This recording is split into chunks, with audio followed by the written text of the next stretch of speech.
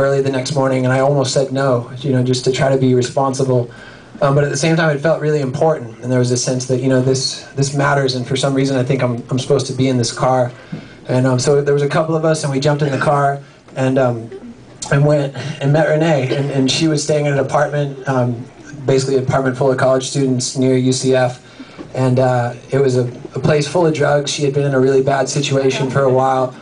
She had been using that day, and came down and basically just was willing to listen for a few minutes. And so we just took turns just kind of sharing and inviting her to leave with us, to get help. And we tried to make it clear that we wanted to be part of that process. And she basically just said she wasn't ready yet, she wasn't quite there. And she said that we could come back the next morning. And I had to be away somewhere else in Florida for work. And so my buddy David went back and picked her up the next morning and took her in to a treatment center. And she walked in with a hoodie, and I didn't know any of this was going on at the time. And basically she still had a lot of drugs in her system, and the nurse at the treatment center asked her to take off the sweatshirt, and when they did, they saw that she had written the word "fuck up" across her forearm with a razor blade.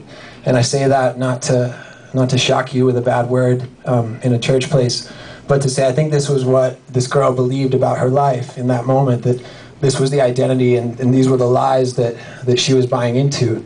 And she had lived there for some time. And basically she was denied entry. This was a small place, and they didn't have a detox element.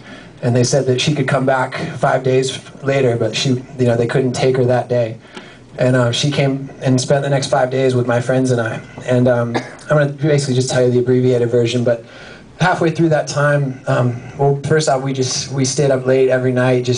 These were her first days sober, and there was a sense that it was such a privilege, the conversations that we were getting to have and the things we were getting to talk about. And we talked about grace, and we talked about freedom and forgiveness and sobriety, and were these things real, and were they possible for her?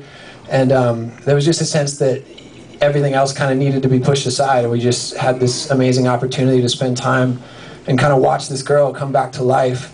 And I asked her a surprising question halfway through that time, and I expected the answer to be no. It was a really vulnerable question.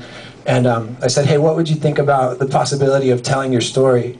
And like I said, I really just felt like that was an awkward thing to ask someone, and assumed she would say no.